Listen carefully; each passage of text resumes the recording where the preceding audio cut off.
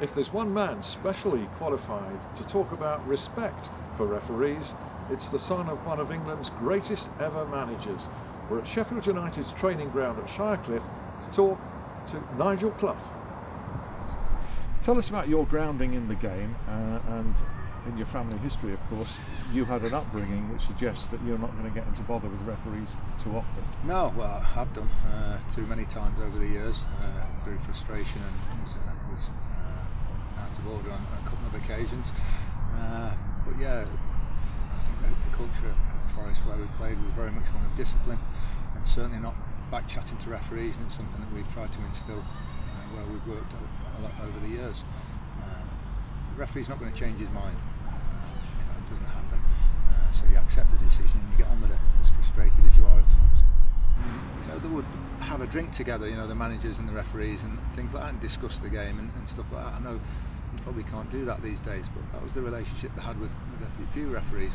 Not in any way trying to influence them or anything, just discussing the game and so on. And a number of times as well, we were going out before the game and Dad would say to the referee, especially early season or pre-season, if you have any problems with any of our players today, just give me a shout and I'll deal with it. And the referees knew then that they were fine. It's an admirable attitude, but I'd imagine an unusual one in any era, perhaps. Yeah, maybe so, but that was the only one we knew. We knew we weren't to get in trouble with the referees, we weren't to chase them. There wasn't 5, 6, 7 players in the referee's face doing this and putting them under immense pressure. Because they have got their decisions are scrutinised like everybody's now throughout football. I think that's added unnecessary pressure. What should be done about it? It's difficult. I think we need to ask the referees. We've got the goal line technology now. I think the spray is a brilliant idea. It's simple things like you get frustrated when you're taking a free kick and the wall's not back 10 yards. And for us to take this long, for somebody to come up with something and say, well, there you go, there's a spray, 10 yards, nobody steps in front of it. It seems such a simple solution to a problem that you see walls encroaching, 8, 7 yards away when you take the free kick. So things like that, I think we can find solutions. I think the Americans are usually ahead of us in things as well. I think in their sports as well, I think you get a challenge maybe, 1 per half or something like that. You can get the technology to look at things quickly enough. I don't think that will do any harm in the future. With the spray can, it's immediately been introduced into the Premier League, but the Football League, for some reason, are saying they're trialling it in the Johnston Paint Trophy. So that sort of thing you do find extremely frustrating. It's worked at the highest level. They've introduced it in the Premier League. Why then don't you just put it in the leagues? It's not a cost issue, I don't think. There's enough money certainly coming down from the top at the moment to deal with it. I think it helps referees straight away. Because you see them all the time trying to get people back 10 yards. It just helps. It's just a couple of cans per club, really, isn't it? And I think all referees would appreciate that, and they should be afforded that ability. With the video technology, I think everybody applauds goal line technology. There's a kind of split debate about whether to stop a game and look at a video, but there is a case for just a guy in the stand with the TV monitors just looking and having a word in the referee's ear. Yeah, I don't think if you stop it, if you get a challenge each 45 minutes each manager, you're stopping it maximum of twice.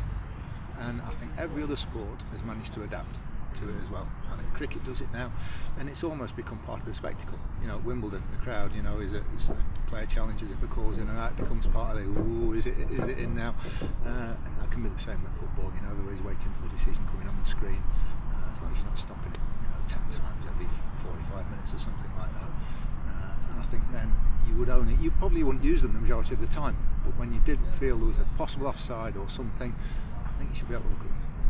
But I suppose the referee's biggest tool, armour, will always be his manner, the way he can conduct a game of football. Is that as important almost as his decision making, his management, do you think? I think it's a big part of it, and we get players coming in and the team sheet's going before the game and the referee will say, talk to me out there and everything, and then a number of times the players will say we tried to talk to them and they said go away or they weren't approachable and stuff like that.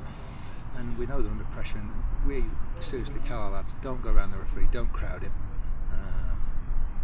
The captain should go up and be able to have a little chat with him and say, what about that or something. But that's something I think that's gone out of it as well. It doesn't happen as often that the captain goes up, the spokesman for the team, and says, come on, explain that one to us, and they'll say, well, I thought that or whatever. That's fine, and you move on. How does that compare with your day with Nottingham Forest and with Liverpool and Manchester City? you would be able to have a, Neil Midgley, sadly passed away now, was one of the best at it. He would, you'd give him a little bit of stick about a decision. I thought that was a foul or something like that. Well, I thought your pass was crap, and things like that. And that sort of thing was fine, And I remember playing against Spurs once, and Gazza was going absolutely mad at Neil Midgley. And he handled it brilliantly. He could have brandished a card, he could have gone up, been confrontational, and he just ignored it.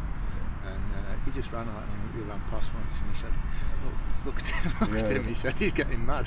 he's getting mad a lot." And he just ignored him. He diffused the whole situation brilliantly. I think that's a part of a good referee as well. They can diffuse situations so they don't develop into bigger problems. You mentioned the focus though that's increased on referees now, and Yep. we've had incidents where things that referees have said, allegedly said on the field or to players, have been blown up, often out of all proportion. There was a case with Mark Clattenburg, for instance, where he was entirely innocent. Do you think that is partly preventing referees from being a little bit more open? Yes, and that should never, what's said on the field. I even think between players, whatever should stay on the field. There should be an element of respect for a large element of respect for the referees, and that's a two-way thing as well. But I don't think they should be held to account for things that they say on the pitch. If they say something completely over the top, but I've never heard that. I've never heard of a referee doing anything like that. I don't think we should go anywhere near that way. So what is the standard now compared to what it was in terms of, say, fitness, decision-making, categories like that? Fitness has improved without doubt, but it's not about that. The best referees will almost stand in the centre circle and make the decision from there. If they understand the game and they see things correctly, it's not about being right on the spot. There's decisions which referees make, and you think, well, you couldn't, if it's yellow or red, or you can't tell really. It's the obvious ones when they're 10 yards away, unobstructed view, two-footed tackle or dangerous tackle, and it's a yellow card instead of a red. I think they're the ones that get to us more than anything. So they're testing you, and you sometimes get them wrong. Yeah, we do. Yeah, but we understand the angles. There's players in the way. There's 22 players on the field. So there's going to be people in the way. And football has speeded up. It's a quicker game now. That's been proven. Referees have got fitter without doubt. But the speed that some of these players are moving at in the slightest touch, you can't tell with the human eye if they've been touched or not. If they've been fouled, it might be the slightest little bit of touch. Do you have a guideline for your players on that? Diving and stuff. Yeah. Don't. If you're touched, go down. If somebody makes physical contact with you, especially if you're in full flow and you go into the penalty area, if you're touched, you're entitled to go down, then the referee decides from there. If you're not touched, don't go down at all. If you see it happen, somebody not touched going down, and in your judgment it's diving, how do you react? We just have a word with them afterwards. If they book or whatever, and say, did they touch you? And occasionally they're honest lads, and they'll say, and might be difficult to understand. I anticipated a challenge.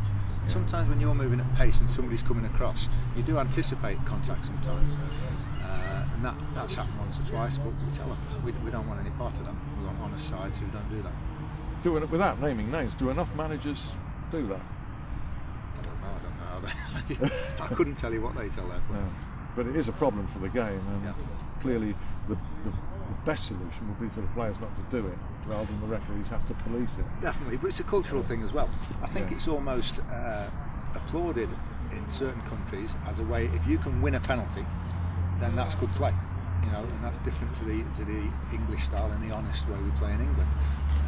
But in certain foreign countries, you commit a defender and it looks as though it's a penalty, he'll get a pat on his back from his teammates, whether he's touched him or not. Generalising now, League One, that's where you're at. What's the standard like? Is it good enough for you? Yeah, it's mixed. We get the ones that we're frustrated with at times, but it's been okay for referees so far. I think we've been happy with the output. And it's those that you can talk to, either at half time, we don't win the rooms or anything, but just that 10-20 seconds at half time, you're going back out. We said we had Scott Duncan at Peterborough the other night. He said, did you see the foul? We thought our goalkeeper was fouled for their goal. He said, no. He said, I might have missed that one. I'll have a look at it later. Brilliant, thanks. And that's all you need. That's it. Yeah. Okay, well, it's been great chatting to you, Nigel. Thank you. Certainly the openness that this website is kind of trying to encourage, hopefully something constructive will come from it. Good conversation within the game. Thanks ever so much. Cheers, Ant. Thank you. Cheers, Dan. Thank you.